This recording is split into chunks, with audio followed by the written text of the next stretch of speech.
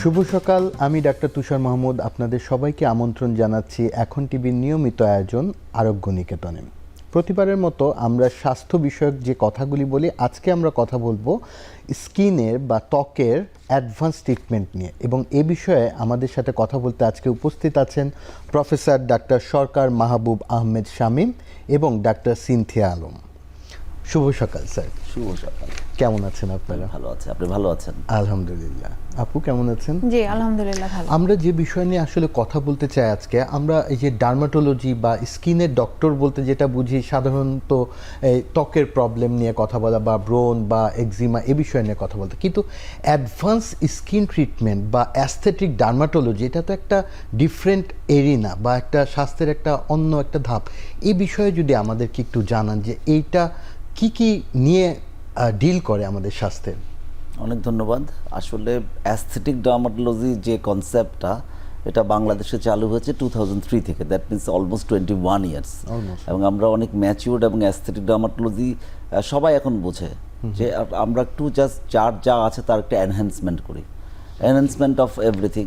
যদি স্কিন ধরেন, skin, hair, nail, তার যা প্রবলেমগুলো আছে এটাকে একটু এনহ্যান্স করি। বডি কন্ট্যুরিং, অ্যান্টি এজিং, এগুলি সবই অ্যাস্থেটিক ডার্মাটোলজির মধ্যে পড়ে। তো আমাদের মূল কাজটা কি অ্যাস্থেটিক ডার্মাটোলজির? সেটা হচ্ছে আপনাকে বেস্ট ভার্সনে পৌঁছায় দেওয়া, ন্যাচারাল লুকিং, হ্যাঁ, এবং আপনাকে বয়সটাকে হল্ট করে দেয়া, এবং যেরকম ডিজায়ার যা যা চায় সেই জিনিসগুলোকে সামনে নিয়ে আসা এবং তাকে খুশি করা, এটাই হচ্ছে অ্যাস্থেটিক ডার্মাটোলজি। এবং পৃথিবীতে aesthetic dermatology is number one subject. আগে আপনার সাবজেক্টটা নাম্বার ওয়ান ছিল, অর্থোপ্যাডিক্স। হ্যাঁ, এখন dermatology is the number one subject in the whole world, because এটাকে অন্য পর্যায়ে আমাদের ডার্মাটোলজিস্টরা পৌঁছে দিয়েছেন। কারণ শুধুমাত্র স্কিনের প্রবলেম, মানে ত্বকের যে প্রবলেমগুলো আছে, ক্লিনিক্যাল ডার্মাটোলজি না, skin is the largest organ of the body, সারা শরীরের সবচেয়ে বড় অর্গান, এবং স্কিনকে ছাড়া কোনো কিছু অ্যাপ্রোচেবল না। সুতরাং স্কিনের স্বাস্থ্যটা, স্কিনের কেয়ার, আর স্কিনের কেয়ার নিলে যেটা হয়, ভালো স্কিন থাকলে কনফিডেন্সটাও বুস্ট করে। তো আমাদের কাজ হচ্ছে মূলত স্কিনের কেয়ার করা এবং কনফিডেন্স বুস্ট করা, এটাই অ্যাস্থেটিক ডার্মাটোলজির মূল লক্ষ্য। মানে আমি যদি একটু সাধারণের ভাষায় বুঝি যে যা আছে সেটাকে সৌন্দর্যের সর্বোচ্চ পর্যায়ে পৌঁছে দেওয়া তার প্রয়োজন অনুযায়ী। হ্যাঁ, নান্দনিকতা, অ্যাস্থেটিক মানে নান্দনিকতা, নান্দনিকভাবে সুন্দর করে উপস্থাপন করা। আর আমরা যে বয়সের যে ছাপগুলো পড়ে, যখন আপনি বয়স হতে থাকবে আপনার 30 বছর একরকম, 40 বছর, 50 বছর, চামড়া কুচকে যায়, চামড়ার নিচের ফ্যাটটা গলে যায়, মাসেলগুলা আগের মতো রিল্যাক্স হতে পারে না, বোনসগুলো রিজর্পশন হয়ে যায়। তো সব মিলিয়ে আমাদের চেহারায় বার্ধক্য আসে, আমাদের চেহারায় বয়স আসে। তো আমাদের কাজ হচ্ছে সেই যে যদি হাড্ডিতে রিজর্পশন হয়, হাড্ডিটাকে একটু বড় করে দেয়, আমরা এই জন্য ওখানে ফিলার দিতে পারি। মাসেলটাকে একটু রিল্যাক্স করে দিয়ে আমরা বোটক্স দিতে পারি। আমরা ফ্যাটটা গলে গেলে ভলিউম বাড়াতে পারি, সেখানেও আমরা ফিলার্স করি। স্কিনের মধ্যেও ফিলার্স দেয়, আরও অনেক ধরনের কিছু আছে স্কিনকে রিজুভিনেট করার জন্য। সো অল টুগেদার সব কিছু মিলিয়ে aesthetic dermatology, it's a very big. Body shaping, এখন sexual medicine, everything is under aesthetic. মানে বডি শেপিংটাও তাহলে হচ্ছে অ্যাস্থেটিক ডার্মাটোলজির মধ্যে পড়ছে। এবং খুব সুন্দর মতো স্যার একটা কথা বললেন যে আপনি নান্দনিকতা, মানে আর্টিফিশিয়াল না, নো, ন্যাচারাল লুকিংটাই তো আমাদের মূল কথা। তো এখন সমস্যা হচ্ছে আমাদের আমরা যদি অ্যাস্থেটিক ডার্মাটোলজি করি বাংলাদেশের কনটেক্সটে, তো south Asian face has a different style, different pattern. কারণ আমাদের এই ফেসটার সাথে মঙ্গোলিয়ানদের ফেস মিলবে না, ককেশিয়ানদের ফেস মিলবে না। তো আমাকে তো আমার অ্যানাটমিটা জানতে হবে, আমার মুখের গড়নটা জানতে হবে, তো আমাকে কারেকশন করতে হবে আমাদের কনটেক্সটে। এখন আমি যদি মানে সুন্দর হতে চাই, তা আমাকে যদি আমার স্ট্রাকচার দিয়ে যদি বলে আমাকে চিঙ্কুদের মতো করতে, চাইনিজদের মতো করতে, আমাকে ভালো দেখা যাবে না। আমার স্ট্রাকচার দিয়ে যদি আমাকে ইউরোপিয়ানদের মতো করতে বলে, আমাকে ভালো দেখা যাবে না। আমার স্ট্রাকচার দিয়ে যদি লিপটাকে বলে আমাকে আরাবিয়ানদের মতো করে দেন, তাহলে ভালো লাগবে না। তো সব কিছু মিলিয়ে পরিমিতি বোধটুকু থাকতে হবে। ভালো পরিমিতি বোধটুকু থাকলে এবং একজন ভালো অ্যাস্থেটিক ডার্মাটোলজি তার জ্ঞানটুকু থাকলে, স্কিনের উপরে তার প্রচুর জ্ঞান থাকতে হবে, অ্যানাটমির উপর, ফিজিওলজির উপরে প্রচুর জ্ঞান থাকতে হবে, এবং তাহলেই সে একমাত্র ভালো অ্যাস্থেটিক ডার্মাটোলজিস্ট হিসাবে গণ্য হবে। খুবই খুবই সুন্দর করে বললেন যে যে পরিমিত টার্মটা, যে আমি এক্সেস সব কিছুই কিন্তু আবার সৌন্দর্য লাগবে না। আমি এখানে ছোট্ট করে আমি আপুর কাছে জানতে চাবো যে এই যে অ্যাস্থেটিক ডার্মাটোলজিতে আপনিও প্র্যাকটিস করছেন, তো এই সাধারণভাবে আমাদের কাছে কীরকম মানুষের, এখন তো এই যে এইজিংয়ের কথা স্যার বললেন, এইজিংয়ের জন্য কি আমাদের দেশে অ্যাভেলেবল সব কিছু পসিবল করা? একটু আগে আমাদের শামীম স্যার যেটা বললেন, সব ধরনের ট্রিটমেন্টগুলো, এই অ্যান্টি এজিং ট্রিটমেন্টগুলো, এগুলো কিন্তু আমার আগে বাইরে করতে যেত, কিন্তু সব ধরনের ট্রিটমেন্টই এখন বাংলাদেশে অ্যাভেলেবেল। এই ট্রিটমেন্টগুলো কিন্তু দেখবেন অনেক জায়গায় করা হয়, ঢাকায় অনেক প্লেস আছে বা অন্যান্য জায়গায়ও করা হয়, কিন্তু এটা স্টার্ট করেছেন শামীম স্যার। ওনার ওখান থেকে স্টার্ট করার পর আমরা ওখান থেকে যতটুকু আমরা জ্ঞান নিতে পারি বা এটার জন্য পোস্ট গ্র্যাজুয়েশন বা ট্রেনিং যতটুকু দরকার, এগুলো কিন্তু আমরা অর্জন করার পর আমরা স্টার্ট করি এবং এখন সবগুলো ট্রিটমেন্টই অ্যাভেলেবেল। কিন্তু এছাড়াও এমন অনেকেই আছে যে এই ধরনের পোস্ট গ্র্যাজুয়েশন ট্রেনিং নেই বা এই ধরনের কোনো জ্ঞান নেই, অ্যানাটমি ফিজিওলজি ক্লিয়ার না, কনসেপ্ট নেই, তারাও কিন্তু প্র্যাকটিস করে। নন মেডিকেল বা জাস্ট এমবিবিএস পাশ করেও প্র্যাকটিস করছে অনেকেই। তাদের ক্ষেত্রে এই ধরনের এই বোটক্স, ফিলার, থ্রেড লিফট বা অ্যান্টি এজিং আদার্স অনেক ট্রিটমেন্ট আছে, এগুলো কিন্তু কমপ্লিকেশন অনেক বেশি, এই কমপ্লিকেশনগুলো হতে পারে। তো আমি বলবো এই ট্রিটমেন্টগুলো অ্যাভেলেবেল, কিন্তু একজন এক্সপার্ট হ্যান্ডে যখন করা হবে তখন রেজাল্টটাও যত ভালো আসবে, প্লাস আমাদের তাদের এক্সপিরিয়েন্সটাও ভালো হবে। বাইরের কান্ট্রির মতোই কিন্তু সব কিছু এখন আমাদের দেশে এই ট্রিটমেন্টগুলো অ্যাভেলেবেল, কিন্তু এক্সপার্ট হ্যান্ডে করতে হবে। অবশ্যই, কারণ এটা আসলে যেটা ডক্টর সিনথিয়া বলতে চাচ্ছে আর কি, সেটা আমি একটু বলার চেষ্টা করি। সেটা হচ্ছে যে আনস্কিল হ্যান্ডে বা যারা নন মেডিকেল তারাও আজকাল অ্যাস্থেটিক ডার্মাটোলজি প্র্যাকটিস করে। এটা আসলে বাংলাদেশ বলে সম্ভব, অন্যান্য অনেক দেশেও যখন একটা ট্রানজিশন পিরিয়ড যায় না তখন এগুলো হয়, একসময় এগুলো ঝরে যাবে, এটা নিয়ে এত টেনশন করার কিছু নেই। বাংলাদেশের লতেও এটা পারমিট করে না যে কোনো ডাক্তার ছাড়া কেউ ইনজেকশনস দিবে, একেবারে বোটক্স, ফিলার, গ্লুটাথিয়ন লেখা আছে লর মধ্যে, এবং সেই কমিটিতেও আমি ছিলাম। তো সো দ্যাট আমরা এটা ইনক্লুড করে দিয়েছি, এটা লর বাইরে যাবে যদি কেউ এটা করে। আর তাছাড়া যেহেতু স্কিনের বিষয়, তো স্কিনের বিষয়ে সবাই জ্ঞান দেয় পৃথিবী, এভরিওয়ান, এইসব পার্লারে বলেন, এখানে বলেন, ওখানে বলেন। তো আমি আমার লোকদেরকে বলি, পার্লারে গেলে তুমি চুল কালার করো, তুমি চুল কাটো, তুমি গিয়ে মেকআপ করো, সব ঠিক আছে, কিন্তু স্কিনের ট্রিটমেন্ট করতে যেও না, ওটাই মুশকিল, ওরা পুরোটাই ছাড়তে চায় না। তো যে কারণে ওরাও স্কিন ট্রিটমেন্ট করতে চায়, মেকআপের জায়গা, চুল কাটার জায়গা, চুল কালার করার জায়গা, গ্রুমিং এর জায়গা, এগুলো ঠিক আছে, ওকে, ভালো, গুড করবে। কিন্তু ওরা আজকাল, যেমন we introduce HydraFacial back in 2013, it's American machine. আর বাংলাদেশের এমন কোনো পার্লার নাই, এমন কোনো জায়গা নাই যেখানে HydraFacial, it's all copy machine. হয়তো বা একটা 30,000, 40,000, 50,000 টাকা দিয়ে একটা মেশিন কিনে চিপ কোয়ালিটি চাইনিজ সিরাম টিরাম মুখের মধ্যে দিয়ে দেয়, যেটা স্কিনের ভালোর থেকে খারাপ করে ফেলে বেশি। আর তাছাড়া সবচেয়ে বড় কথা, খারাপ না করলেও যদি বেয়ার স্কিন হতো তাহলে হয়তো বা হতো, কিন্তু বাংলাদেশের 90% মেয়েই বিভিন্ন ধরনের ক্রিম ব্যবহার করে, যেগুলো আসলে হোয়াইটনিং ক্রিম, যেটার ভিতরে আসলে স্টিরয়েডস আছে, ট্রিটিনয়েন আছে, হাইড্রোকুইনোন আছে। তো এগুলো করাতে স্কিনটাকে ফ্রেজাইল করে ফেলে এবং ভালনারেবল করে ফেলে। কীরকম করে, এটাকে বলে TSDF, topical steroid damaged face. তো সেই অবস্থায় যদি এই ধরনের সিরাম টিরাম লাগায় বা কোনো লেজার করে, এটা আরও ক্ষতি হয় বেশি। আর আমাদের দেশে যেহেতু ধুলাবালি এবং হিউমিডিটি বেশি, এবং আলট্রাভায়োলেটের কারণে এই যে পিআইএইচটা অনেক বেশি হয়, কালো হয়ে যাওয়াটা, মেস্তা হয়, আপনার পোস্ট ইনফ্লামেটরি হাইপার পিগমেন্টেশনস হয়। তো এগুলো সবই আসলে এই যে আমার ড্যামেজড স্কিনের কারণে হয়। সুতরাং এই জন্য যার তার হাতে এই মুখটাকে সঁপে দেওয়া ঠিক না, যেই জন্য প্রপার ট্রেনিং এবং প্রপার ডার্মাটোলজিস্ট হতে হবে। কারণ আসলে প্রপার স্কিনের অ্যানাটমি ইজ ডিফারেন্ট, এটা আমাদের নর্মাল সবাই জানি না, আমরা এমবিবিএস লেভেলে করে আসি নাই।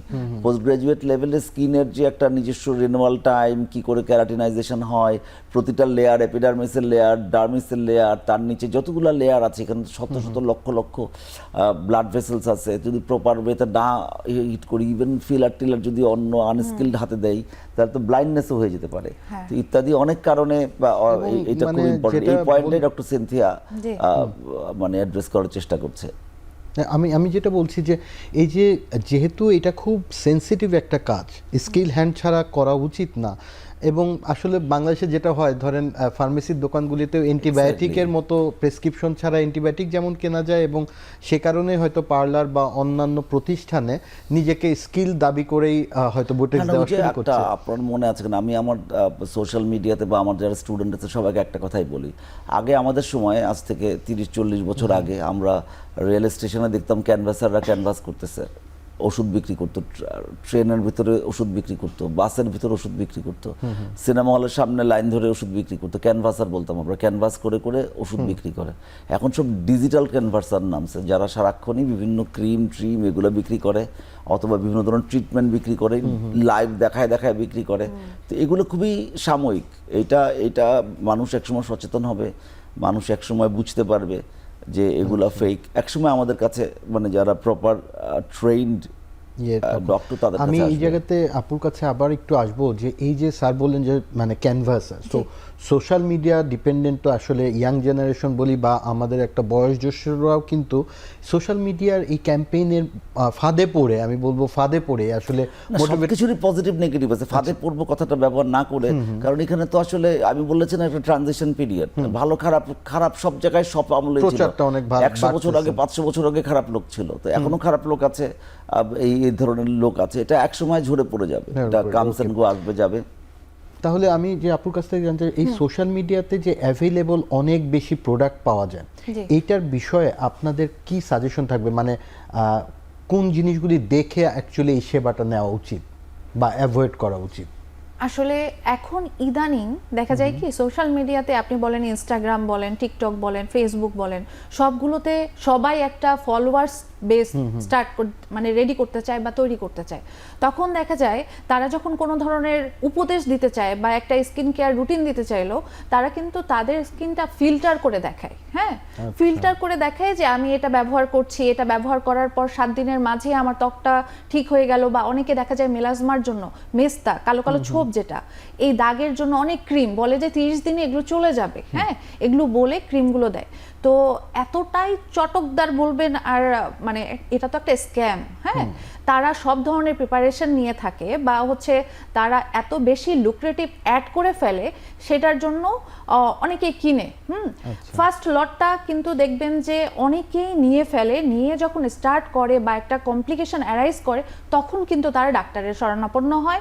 দেখা যায় তখন দেখা যায় একজন স্কিন স্পেশালিস্ট বলেন আর ডার্মাটোলজিস্টের কাছে আসে। কিন্তু আমি তাদের জন্য বলি যে সোশ্যাল মিডিয়া, বিশেষ করে টিকটক, ফেসবুক, ইনস্টা, হ্যাঁ, এগুলোতে আমার মনে হয় না কোনো অ্যাড দেখে কোনো কিছু নিজের উপর অ্যাপ্লাই করা উচিত। একটা সবার স্কিন টাইপ ডিফারেন্ট, আমাদের স্কিন টাইপ ডিফারেন্ট।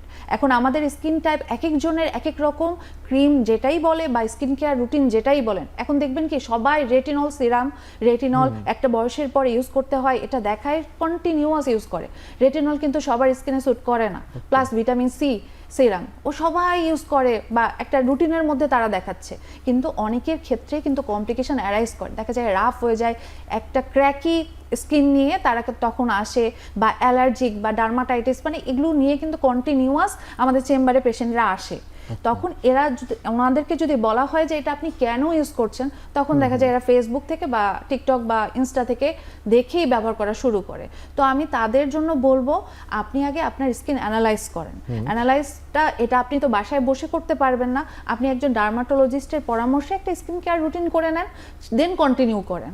আপনাকে বুঝতে হবে আরেকজনের স্কিন টাইপ বা ফিল্টার দেখা ছবি দেখে আপনি ঠিক করতে পারেন না যে হচ্ছে এটা আপনার জন্য স্যুট করবে, বা এই ক্রিমগুলো আপনাকেও মানে আপনার স্কিনটাকেও ব্রন সারিয়ে দেবে, বা হচ্ছে আদার্স কমপ্লিকেশন যেগুলো মানে মেয়েরা চায়, হ্যাঁ, এই থেকে একটা রেজাল্ট দিবে। আমি বলবো তাদের জন্য যে এগুলোতে যাওয়া উচিত না, ফলো করা উচিত।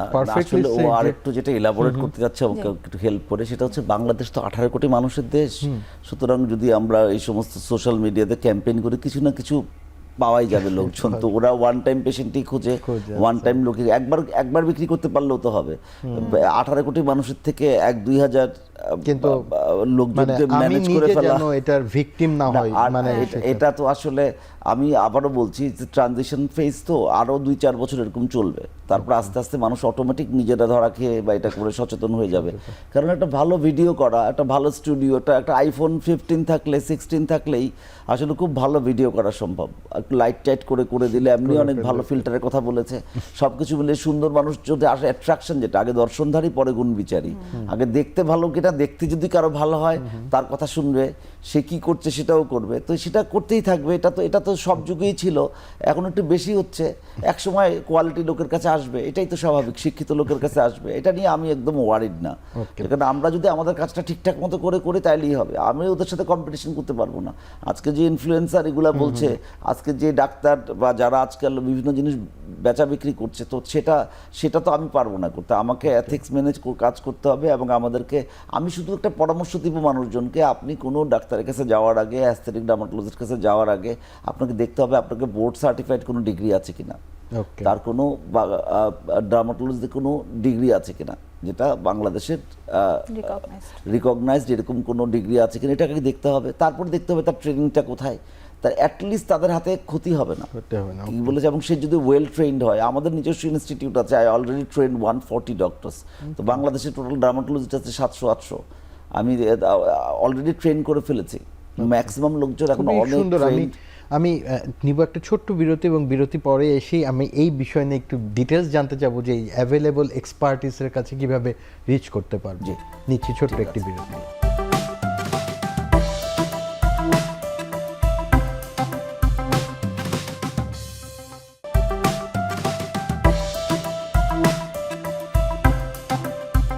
বিরতির আগে আমরা জানছিলাম যে আপনারা একটা ইনস্টিটিউটের মাধ্যমে আপনারা এক্সপার্ট ডেভেলপ করছেন।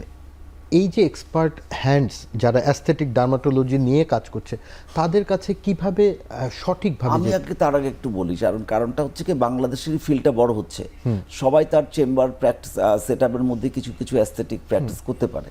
তো যেহেতু আমাদের অনেক বেশি জনবহুল দেশ, 18 কোটি মানুষের দেশ, সুতরাং আমাদের অনেক বেশি এক্সপার্ট ডাক্তার লাগবে, অনেক বেশি এক্সপার্ট ডার্মাটোলজিস্ট লাগবে। তো যেটা আমরা করেছি, আমরা যদি আরও 2000 ডাক্তারকে ট্রেন করে দিই, পেশেন্ট কিন্তু কারো কমবে না। বাট আমি চাই যে আমাদের যারা ইয়াংস্টার আছে তারা যদি প্রপার শিখে করে, তাহলে কি হবে, জনগণের উপকার হবে। এবং তারা যে বিভিন্ন ক্লিনিক নতুন হচ্ছে, সব জায়গায় চাহিদা আছে ভালো ট্রেন ডক্টরের, তো তারা যদি ট্রেন্ড হয়ে ঢুকে ওখানের মধ্যে, তো তারা প্রপার চিকিৎসাটা করতে পারবে। কারণ আমাদের ক্লিনিক অনেক হচ্ছে, একসময় জেলা পর্যায়ে ছড়ায় যাবে, অনেক জেলা পর্যায়ে অলরেডি ছড়িয়ে গেছে, এবং ঢাকা শহরে অসংখ্য ক্লিনিক আছে। তো এখন যেটা হচ্ছে, বিভিন্ন পার্লারের মধ্যে এমবিবিএস ডাক্তার এনে সিল বসানোর মতো করে আপনাকে ডাক্তারদেরকে কিছু লেখায় নিচ্ছে, এটা খুবই দুঃখজনক। তো ওদের আমরা এই জন্য ডাক্তারদেরকে একটু ট্রেন করার চেষ্টা করছি। আমাদের একটা নিজস্ব প্রতিষ্ঠান আছে, ঢাকা ডার্মাটোলজি ইনস্টিটিউট, সেখানে আমরা প্রপারভাবে যারা ডার্মাটোলজি অ্যাটলিস্ট 6 মান্থস ট্রেনিং করেছে অথবা আমাদের ফেলোশিপ করেছে, এরকম লোকজন ছাড়া কাউকে দেই না। এবং ডার্মাটোলজিস্টকে তো অবশ্যই দেই, যারা এফসিপিএস এমডি পাস করেছে, ডিডিপি পাস করেছে, এমসিপিএস পাস করেছে, তাদেরকেও ট্রেন করি আমরা। তো সো দ্যাট এখানের মধ্যে যদি আমরা এই জনশক্তিগুলোকে তৈরি করতে পারি, প্রপারভাবে ট্রেন করতে পারি, তাহলে আসলে এই জিনিসগুলো, অপচিকিৎসাগুলো অটোমেটিক বন্ধ হয়ে যাবে। কারণ যে যা বলছে তার ডক্টররা তো একটা এথিক্স মেনটেন করে চলবে, যে আমাকে বললে একটা কোম্পানি পার্লার যে এই ক্রিমটা লেখেন, সেটা তো সেই ডাক্তার লিখবে না। এখন করছে অনেক বেশি ডাক্তার হয়ে গেছে, চাকরি বাকরি নাই, তো যে কারণে অনেক ডাক্তারই খুবই লো পেইড ইয়েতে এই সমস্ত কাজ করতে বাধ্য হচ্ছে। বাট এই জিনিসটা নিয়েও আমরা কাজ করছি। আমরা অনেক সময় তো দেখা যায় ভুয়া সিল, ভুয়া ডাক্তারও থাকে, ভুয়া ডাক্তার না, অরিজিনাল ডাক্তারও তখন চাকরি পাচ্ছে না রে ভাই। 1,20,000 ডাক্তার বাংলাদেশে, আরো 1 লাখ আসতেছে আগামী 10 বছরে, কোথায় জায়গা দিব? এগুলো তো পলিসির বিষয়, এটা নিয়েও আমরা কাজ করছি গভর্নমেন্ট লেভেলে, যে এইগুলো একটু বন্ধ করতে হবে। স্যার, তাহলে আমরা এইখানে আসি যে এই যে অ্যাস্থেটিক ডার্মাটোলজিতে আপনি প্রথমেই বলেছিলেন যে হেয়ার থেকে শুরু করে টোনেল পর্যন্ত পুরাটুকুই কাভার করে। তো আমি প্রথমের জায়গাতেই যাব স্যার, হেয়ার ট্রান্সপ্লান্ট নিয়েও স্যার এইখানে যে অনেকেরই একটা ধারণা আছে যে আমরা কিভাবে ট্রান্সপ্লান্ট করতে পারি, এই বিষয়ে একটু কি বলবেন? যদিও বাইরের কনটেক্সটে আমাদের দেশে টাক মানুষের সংখ্যা কম, তারপরে অনেক বেশি কল্পনার বাইরে আমাদের পেশেন্ট আছে। তো আমাদের এখানে অনেক ডাক্তাররা খুব ভালো করছেন, অনেক ধরনের। আমরা ধরেন যারা হেয়ার ট্রান্সপ্লান্ট শুরু করেছে বাংলাদেশে, দীর্ঘদিন ধরে করছি আমরা, এখানে আমাদের বেশ কিছু ডাক্তার আছে যারা অনেক ভালো করছেন, এবং অনেক ইয়াংস্টাররা এগিয়ে আসছে হেয়ার ট্রান্সপ্লান্ট শেখার জন্য। কারণ যদি ঠিকমতো করতে পারে, রেজাল্ট ইজ ভেরি গুড। তো এখানে ইউজুয়াল সবচেয়ে পপুলার মেথডটা হচ্ছে FUE, আর আমরা যেটা করি, আমরা করি DHI, direct hair implantation, European franchise. তো আমাদেরটা very premium category, but as a whole বাংলাদেশের মানুষের জন্য খুবই এফোর্ডেবল প্রাইসে আজকাল এফইউই করা হয় এবং আমরা খুবই ভালো করছি। এই জায়গাতেই স্যার আরেকটা আবার আছে, এখানে অনেকেই অনেক রকমের জেল ক্রিম এগুলি ইউজ করেও চুল বাড়ানোর একটা ইয়ে করে, আর এছাড়াও স্যার একটা পিআরপির একটা আবার একটা সেটা বলছি আমি, সেটা বলছি। এখন মূল ব্যাপার হচ্ছে জেনে খুশি বলুন, PRP I introduce in Bangladesh. তো পিআরপি হচ্ছে প্ল্যাটলেট রিচ প্লাজমা। এটা হচ্ছে আপনার ব্লাড থেকে আমরা একটা প্রসেস করে ইয়েটাকে, সিরামটাকে আলাদা করে ফেলি, সেখানের মধ্যে প্ল্যাটলেট থাকে, প্ল্যাটলেটের মধ্যে সব গ্রোথ ফ্যাক্টরসগুলো থাকে। তো সেই গ্রোথ ফ্যাক্টরসগুলো যদি আমরা আবার ইনজেক্ট করে দেই চুলের গোড়ার মধ্যে, তখন এখানের মধ্যে ভাস্কুলার এন্ডোথেলিয়াল ফ্যাক্টর থাকে, সো দ্যাট এই যে চুলের গোড়ার মধ্যে যে নিউট্রিশন পায়, যে বাল্বের মধ্যে যে ব্লাড সাপ্লাইটা আছে সেখানে এনহ্যান্সমেন্ট হয়, সো নিউট্রিশনটা পেতে সুবিধা হয়। এই জন্য ফলিকেল থেকে থাকে, সে এক্সিস্টিং চুলগুলোকে আমাদের স্বাস্থ্যবান করার জন্য, হেলদি করার জন্য পিআরপি খুবই ভালো কাজ করে। পিআরপি যদি ফলিকেল থাকে শুধু তখনই কাজ করে, এখানে মধ্যে নতুন ফলিকেল না থাকলে সেটা কাজ করে না। এবং এই ফলিকেলগুলোতে আপনি জানেন তো, যে কোনো মানে যেহেতু সবচেয়ে শরীরের মধ্যে সবচেয়ে লেস ব্লাড সাপ্লাই পায় হচ্ছে আপনার হেয়ার আর নেইল। তো সো দ্যাট যে কোনো ধরনের সিস্টেমিক ডিসঅর্ডারের মধ্যে ফার্স্ট ইফেক্টটা চুলের উপর আসে। আপনার একটা অসুখ হলো, আপনার চুল পড়ে গেল, আপনি একটা ওষুধ খাচ্ছেন, তাতেও চুল পড়ে গেল, আপনি দীর্ঘদিন ধরে বেড রিটার্ন আছে, আপনার চুল পড়ে গেল, আপনি রোদে অনেক বেশি ঘুরলেন, চুল পড়ে গেল, আপনি খাওয়া দাওয়া ঠিক মতো করছেন না, আপনার চুল পড়ে গেল। কারণটা কি? কারণ দেয়ার আর 120 টাইপস অফ মাইক্রোনিউট্রিয়েন্টস, মাইক্রোমিনারেলস এবং অন্যান্য অনেক কিছু আছে যেটা আসলে চুলের জন্য প্রয়োজন। উই নেভার নো, আমরা যদি ব্যালেন্স ডায়েট খাই আমাদের শরীর সেটাকে প্রসেস করে অটোমেটিক নিয়ে নেবে। যদি আপনি খাবার কম্প্রোমাইজ করেন, ডায়েট করেন, তাহলে দেখবেন সবার আগে চুল পড়ে যাচ্ছে। কয়েকদিন আগে খেয়াল করবেন বাংলাদেশে খুব একটা জিনিস পপুলার হয়ে গেল, একজন কিটো ডায়েট দিয়ে। যত কিটো ডায়েট ছিল আমাদের ক্লিনিকের রোগীর অভাব ছিল না, বিকজ ওনার কারণে, এই যে ফেসবুকের কারণে, মানে মানুষ কিটো ডায়েট করার কারণে চুল পড়ে যাচ্ছিল খুব বেশি। আর অন্যান্য অনেক ধরনের শরীরের স্কিন লুজ হয়ে যাওয়া আর অনেক ধরনের ক্ষতি হওয়া, সেটা তো আছেই, কিন্তু চুলের উপর বিরাট ধরনের প্রবলেম ছিল। তো যেটা বলছিলেন আপনি পিআরপি, তো আমরা আসলে চুলকে একটা কম্বাইন্ড থেরাপি দেই আর কি, যাতে চুলটাতে খুব মাইল্ড শ্যাম্পু দিয়ে চুলটাকে ধোয়ার ব্যবস্থা করি। রিগ্রোথ হওয়ার জন্য বেশ কিছু ধরনের মেডিকেশনস পাওয়া যায়, সেগুলো অ্যাপ্লাই করি। খাবারের জন্য আমরা যেগুলার সাপ্লিমেন্টস আছে, চুলের জন্য স্পেশাল সাপ্লিমেন্টস পাওয়া যায়, সেই সাপ্লিমেন্টসগুলো দিই। তার বাইরে আমরা পিআরপি দিই। পিআরপি দিলে মাসে একটা করে দিতে হয় এবং চুলের স্বাস্থ্য ভালো হয় এবং বেশ ভালো থাকে চুল। কিন্তু মানে যদি ফলিকল না থাকে তার মানে ওই যে কাজ করবে না, তার মানে বাট অনেক ফলিকল আছে যে মানে নিউট্রিয়েন্টের অভাবে বা কোনো ফ্যাক্টরের অভাবে চুলগুলো খারাপ থাকে, মানে ওগুলো আমি বলি চুলের গোড়ায় সার দেওয়ার মতো। যদি সার দিই তাহলে যেমন সতেজ হয়ে যায়, পানি দিলে সতেজ হয়ে যায়, কোনো এরকম আমরা পানি এবং সার দেওয়া বলি পিআরপি। ওকে, আমি আপুর কাছে আসবো। মানে স্যার তো ওভারঅল মানে চুলের মানে সংখ্যা বাড়ানোর কথা বললেন, কোয়ালিটি অফ হেয়ারের জন্য কি আপনাদের কোনো স্পেশাল এই অ্যাস্থেটিক এর কাজ করেন? অনেকের কার্লি হেয়ার থাকে বা লং হেয়ার থাকে, এগুলির মডিফিকেশন নিয়েও কি ডার্মাটোলজিতে কাজ হয়? অ্যাস্থেটিক ডার্মাটোলজিতে এই হেয়ারের টাইপের উপর ডিফারেন্ট না, মানে হচ্ছে এই ধরনের ট্রিটমেন্ট না। আপনি যদি বলেন যে হেয়ার লসের জন্য, হেয়ার লসের তো অনেক ক্রাইটেরিয়া আছে, অনেক ডিজিজ আছে, হ্যাঁ, সেই হিসেবে এগুলো ট্রিটমেন্ট করা হয়। এই অ্যালোপেশিয়া এরিয়াটা থেকে অনেক ধরনের ডিফারেন্ট টাইপ অফ ডিজিজ আছে, সেগুলো ট্রিটমেন্ট করা হয়। কিন্তু কার্লি হেয়ার বা স্ট্রেট হেয়ার, এটা একটু ডক্টর সিনথিয়া আমি ইন্টারাপ্ট করি, যেটা হচ্ছে কার্লি হেয়ার হচ্ছে কি স্কিনের যে অ্যাঙ্গেলটা যেটা আছে না, এটা যখন একটু হরিজন্টাল থাকে তখন এটা কার্ল হয়ে বের হয়, এটা টাইপ অফ হেয়ার। এখন কার্লিকে সোজা করতে যাওয়ার কোনো ন্যাচারাল অ্যাগেন্স্ট দ্য নেচার হবে, এটা করা যাবে না। অনেকে স্ট্রেটনিং যেগুলো করে, that is also harmful for মানে hair. Okay, that's a very good. এবং এই জায়গাতে আমরা ছোট্ট একটি বিরতি নেব, বিরতির পরে ফিরে আসবো, আমরা আরো ডিটেলস কথা বলবো অ্যাস্থেটিক ডার্মাটোলজি নিয়ে।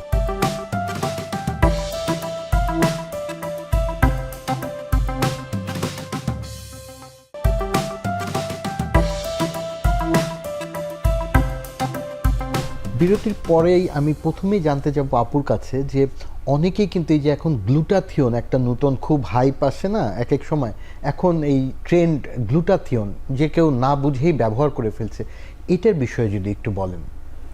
গ্লুটাথিয়ন আমরা কিন্তু আমাদের চেম্বারে আমরা দেয়া শুরু করি। এটা কি হিসেবে কাজ করে? ইমিউনিটি বুস্টার হিসেবে কাজ করে। হ্যাঁ, এটা কিন্তু অনেক আগে, হ্যাঁ, গ্লুটাথিয়ন ট্রিটমেন্টটা কখন দেয়া হতো, ধরেন একজন কেমোথেরাপি পেশেন্ট বা একজন সিকেডি পেশেন্ট, তারা যখন তাদের দেখা যায় কি ইমিউনিটি বুস্ট আপের জন্য তখন দরকার হতো, হ্যাঁ, তখন এই গ্লুটাথিয়নটা তাদেরকে ইনজেক্টেবল প্রসেসে ইমিউনিটি বুস্টার হিসেবে দেয়া হতো।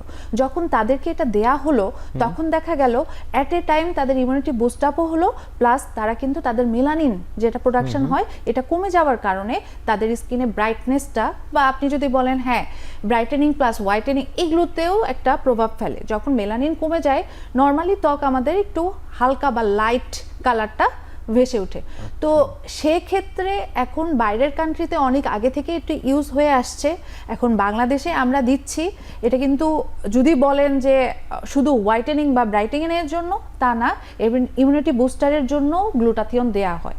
গ্লুটাথিয়নের কিন্তু কিছু সেশন আছে, এটা কিন্তু কাদের দেয়া যাবে কাদের দেয়া যাবে না এটা কিন্তু অবশ্যই আমরা আগে ডিটেক্ট করে নিই। এটা যদি আপনি বলেন কোনো ধরনের ইনভেস্টিগেশনের মাধ্যমে, হ্যাঁ আমরা ইনভেস্টিগেশন কিছু করি, তার কোনো ভ্যাকসিন চলছে কিনা বা তার ভিটামিন সি সেন্সিটিভিটি আছে কিনা এগুলো চেক করে, দেন হচ্ছে টিবি টাইপের এই ধরনের এগুলো চেক করার পর আমরা কিন্তু গ্লুটাথিয়ন তাকে বলি বা প্রেসক্রাইব করি ইমিউনিটি বুস্টার হিসেবে, প্লাস ব্রাইটেনিং ইফেক্ট তাদেরকে দেয়। এটা নিয়ে অনেক ধরনের কন্ট্রোভার্সি আছে, কিন্তু আমি বলবো এখন পর্যন্ত আমি যতজন পেশেন্টকে বা যাদের এটা ডিজায়ার বা নেয়ার তাদের ক্ষেত্রে আমি কোনো ধরনের সাইড ইফেক্টস বা কোনো প্রবলেম পাইনি টিল নাও। আর এটার গ্লুটাথিয়ন কতগুলো সেশন আছে, গ্লুটাথিয়ন যে একটা নিলেন তা না, এটা কিন্তু মান্থলি আমরা কিভাবে করি, প্রতি উইকে, হ্যাঁ প্রতি উইকে একটা করে সেশন। এটা যেহেতু ইনজেক্টেবল, আমরা স্যালাইনের মাধ্যমে এই টোটাল গ্লুটাথিয়ন পাউডারের সাথে আরও কিছু ভিটামিনস আছে, এগুলো এক করে আমরা ইনজেক্ট করি। এটা প্রতি সপ্তাহে নিতে হয়, মিনিমাম 14 ডোজ নিতেই হয়, হ্যাঁ আমার অর্থে, কারণ আমি আমার পেশেন্টের ক্ষেত্রে যেটাতে রেজাল্ট পেয়েছি সেটাই আমি আপনাকে বললাম। এটা এক একজন এক এক প্র্যাকটিসে এক একভাবে ইউজ করে, বা স্যার যেভাবে স্যারও বলতে পারে। জি, সিনথিয়া তো খুব ভালো করছে, প্র্যাকটিক্যালি এই বিষয়ে কাজ করছে।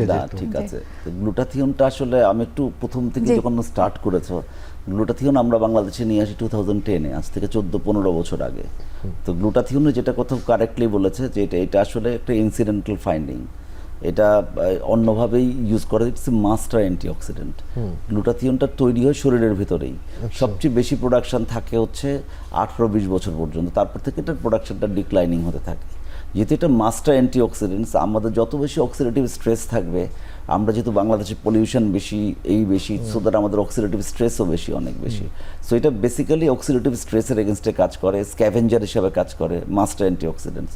তো এটা নিয়ে আসলে আমার অনেক, কারণ আমি পুরো এই সাবকন্টিনেন্টের হাইয়েস্ট ইউজার, এবং লাস্ট মান্থও আমি দুবাইতে আমেরিকান একাডেমির প্রেসিডেন্টের সাথে এটা নিয়ে ডিবেট হলো আমাদের সাথে, যেটা নিয়ে তোমার আমরা একটা পেপার প্রেজেন্ট করছি, ইন্টারন্যাশনাল জার্নালে বের হবে শিগগিরই, কারণ আমার হাইয়েস্ট লেভেলের ইউজার্স আছে। I injected 10,000 people. কি বলেছে বুঝতে পারছি, হিউজ নাম্বার, এই নাম্বার শুনে তো সবাই হয়ে যায়। তো এটা তো আসলে দীর্ঘ এখন একটা ব্যাপার আছে যে কিভাবে জিনিসটাকে আমরা ইনজেক্ট করবো, যে ওকে বললো কিছু ইনভেস্টিগেশনস লাগবে, যেটা আমার ফাইন্ডিংস এটা কার্ডিও প্রোটেক্টিভ হইতে হবে।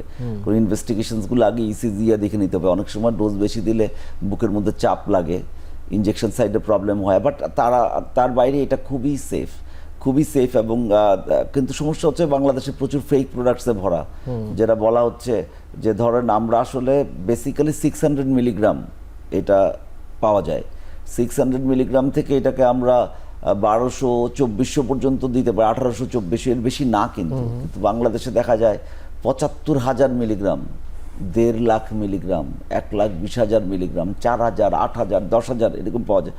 অল আর ফেক, চায়নাতে বানায় নিয়ে এসে বিভিন্ন বাহারি প্যাকেট করে এগুলো দেয়, এবং এটা খুবই স্কিল হ্যান্ড ছাড়া না দিলে খুবই মুশকিল।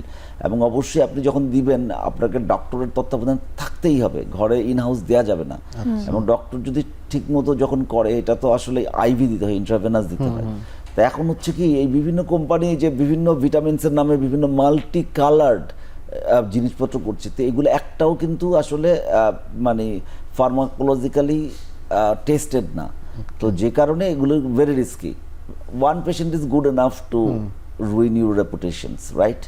তো এইটাকে খুব ভালো করে খেয়াল করতে হবে যে এরকম কালারফুল জিনিস এগুলো দেওয়া যাবে, কারণ already 2 reported case in BMDC যে এরকম হয়েছে, এবং ড্রাগ অধিদপ্তরের মধ্যে আমরা দেখেছি, যেগুলো নিয়ে আমি মানে কাজ করছি আর কি। সুতরাং খুব সেফলি দিতে হবে, অল্প দিতে হবে, রেজাল্ট ইজ গ্যারান্টেড, রেজাল্ট খুব ভালোই হবে যদি স্কিনটাকে ভালো করে হেল্প করে নেই এবং স্কিনটাকে হেলদি বানায় নেই, এবং অন্যান্য জিনিস যদি সান প্রোটেকশনস এবং অন্যান্য জিনিস যদি সাথে দিয়ে নেই, আর তার সাথে যদি আমরা গ্লুটাথিয়ন দিই, তাহলে এটার রেজাল্ট একদম ভালো। সবচেয়ে বড় কথা হচ্ছে যে এটা আপনাকে বুস্ট করবে অনেক বেশি, ইমিউন বুস্ট করবে, যেটা ডক্টর সিনথিয়া প্রথমেই বললেন, রাইট, যে এটা ইমিউনো বুস্টার। এবং সাথে আরেকটা জিনিস উনি বলেছেন যে শুরু করার আগে কিন্তু তার ত্বকের ক্যারেক্টারিস্টিকও পরীক্ষা করে নিতে হবে। হ্যাঁ, শুধু এটা না, মানে অনেকে আমি যেটা বুঝাই বললাম যে জিনিসটা এইভাবে যদি করি তাহলে ভালো হবে। এবং গ্লুটাথিয়ন অবশ্যই, কারণ এটা আমাদের ড্রাগসের যে আইন হয়েছে সেখানে আমি গ্লুটাথিয়নটাকে অ্যাড করে দিয়েছি, যে কোনো আনস্কিলড হ্যান্ড গ্লুটাথিয়ন দিতে পারবে না। ওকে, তো এটা অলরেডি গেজেট আকারে প্রকাশ পেয়ে গেছে যে গ্লুটাথিয়নটা একটা সেফ হ্যান্ডে দিতে হবে। তো এটা নিয়ে খুব কনসিয়াস থাকতে হবে আমাদেরকে। খুবই চমৎকার এবং খুব গুরুত্বপূর্ণ একটি কাজ যে গ্লুটাথিয়নের ব্যবহারটাকে কন্ট্রোল করা। আলহামদুলিল্লাহ, থ্যাংক ইউ ভেরি মাচ। এবং এই জায়গাতে আমি নিব ছোট্ট একটি বিরতি, এবং বিরতির পরে এসে আমরা কথা বলবো একদম শেষে ইনজেকশন এবং বডি ট্রান্সফরমেশন নিয়ে।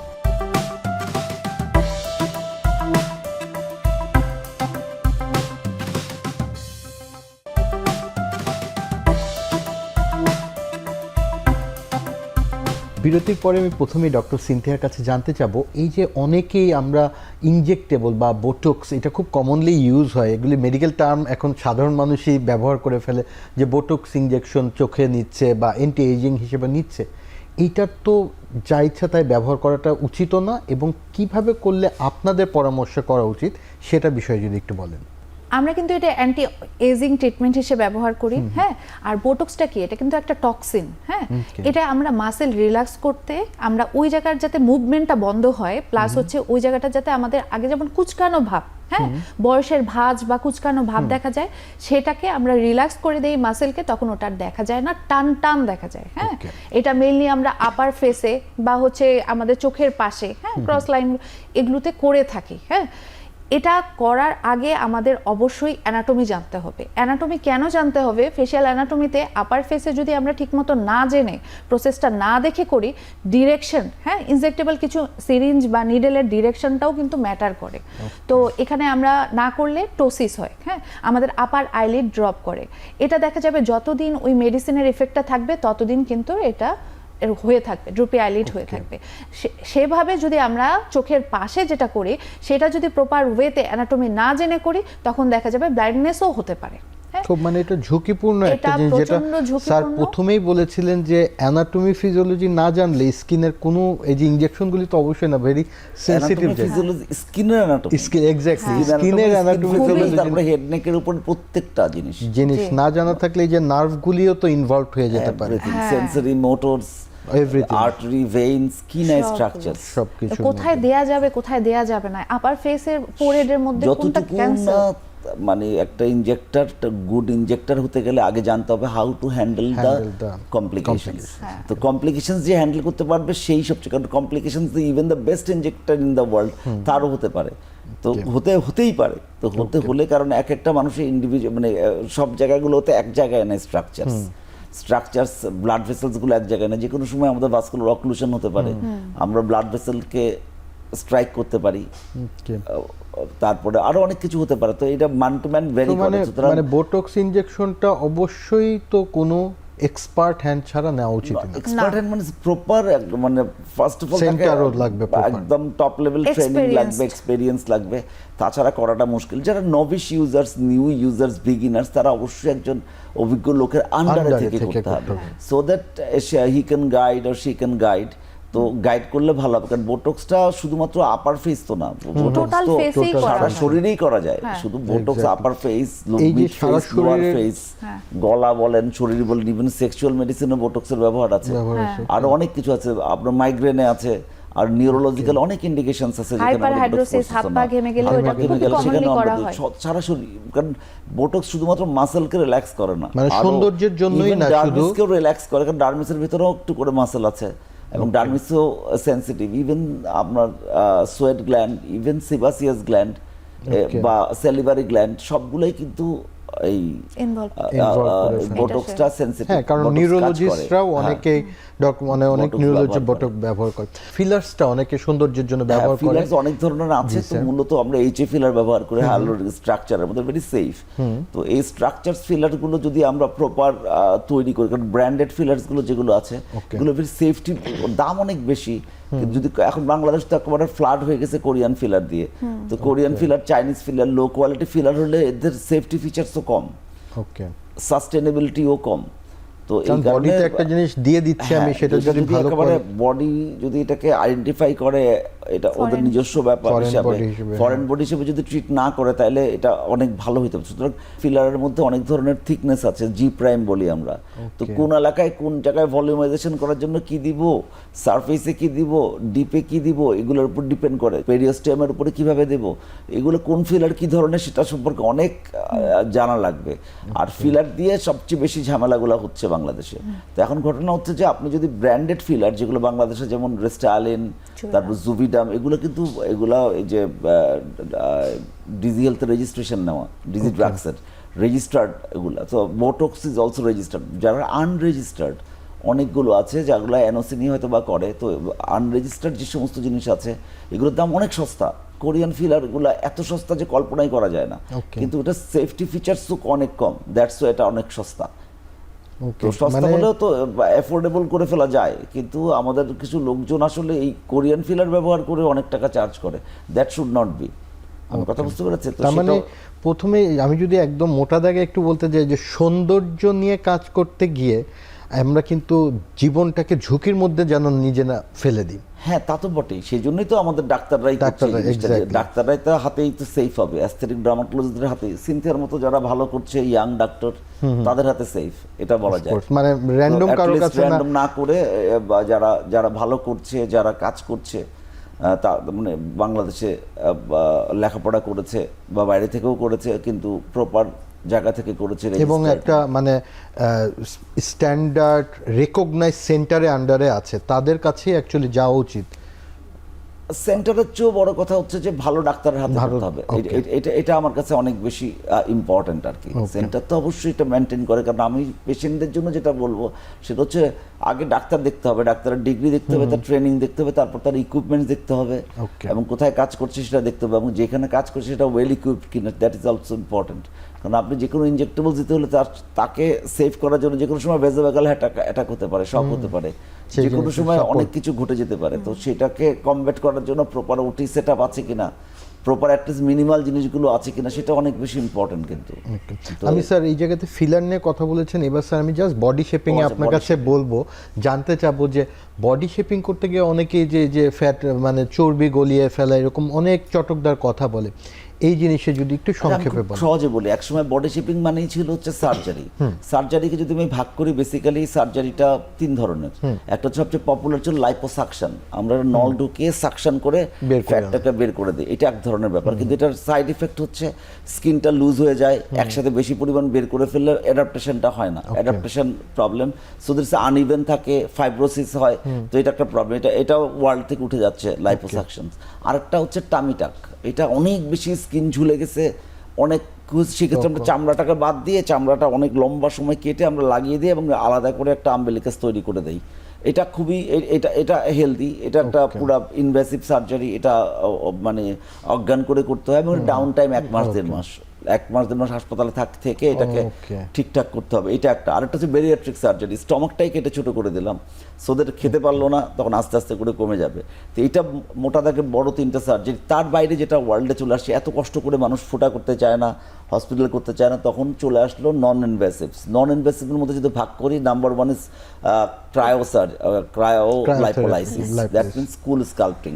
আমাদের একটা আমেরিকান মেশিন আছে কুল স্কাল্পটিং, সেটাকে একেবারে সবচেয়ে বেস্ট ওটাই। তাছাড়া আরও অনেক ধরনের ডিভাইস আছে কুল স্কাল্পটিং, মানে ক্রায়োলাইপোলাইসিস করে ক্রায়োজেন দিয়ে ফ্যাটটাকে ফ্রিজ করে দেওয়া হয়। ফ্যাটটাকে ফ্রিজ করে দেওয়া হলে কি হলো, এখানে আমাদের 20% ফ্যাট সেল অ্যাপোপ্টোসিস হয়ে যায়, মানে মরে যায়, programme cell death, so that এটাকে আবার শরীরের যে মারা যাচ্ছে সেটা শরীরে ফ্যাগোসাইটোসিসগুলো সেই প্রসেসের মাধ্যমে সেই ফ্যাট সেলগুলোকে খেয়ে ফেলে এবং আলটিমেটলি 20% বা 30% কমে যায় যেই ডিজায়ার, হাত বলেন হাত, পেট বললেন পেট, থাই বললেন থাই, ওই জায়গা থেকে কমানো সম্ভব। That is through the cryolipolysis. There is another options calls ultrasonic lipolysis. Ultrasound দিয়ে ফ্যাট সেলটাকে ভেঙে ফেলা হয়। ফ্যাট সেল মানে ফ্যাট সেলগুলো, এডিপোসাইটসগুলো আছে, এটার যে মেমব্রেনটা আছে সেই মেমব্রেনটা আলট্রাসাউন্ড দিয়ে ভেঙে ফেললে ভিতরে যে ফ্যাটি কন্টেন্টগুলো আছে সেটা এক্সট্রা সেলুলার স্পেসে যাবে, সেখান থেকে লিম্ফেটিক ড্রেনেজ দিয়ে ব্লাডে যাবে, ব্লাড থেকে সেটা আপনার স্টুল দিয়ে ইউরিন দিয়ে বেরিয়ে যাবে অথবা এনার্জি হিসেবে কাজে লেগে যাবে। অ্যানাদার লাস্ট মেথড, দ্যাট আরও দুটো মেথড আছে, একটা হচ্ছে লেজার, এটা লো লেভেল লেজার বলি, সেটা দিয়ে আমরা কি করি, যে এডিপোসাইটের ফ্যাট সেলের যে মেমব্রেন আছে এটাতে পোর্ট তৈরি করে দিয়ে সেটা একই সিস্টেমে সেই পোর্ট দিয়ে বেরিয়ে যায়। It is more safer, that is called Zerona. আমরা জেরোনা নিয়ে অনেক আগে থেকেই আমাদের এখানে আছে, 2014 থেকে বা 13 থেকে। আর আরেকটা আছে ইনজেকশন লাইপোলাইসিস, সাম মেডিসিনস আছে যেটা দিয়ে ফ্যাটটাকে গলিয়ে ফেলে, তারপরে সেটাও খুব সেফ। মানে এটাও মানে বডি শেপিং, মানে অনেক ধন্যবাদ স্যার যে এরকম একটা গুরুত্বপূর্ণ জিনিস আপনি খুব সহজে বুঝিয়ে দিলেন। আমরা ডেফিনেটলি পরে কোনো এক সময় এই বিষয় নিয়ে বিস্তারিত আলোচনা করব। আপনাদের দুইজনকে অনেক অনেক ধন্যবাদ।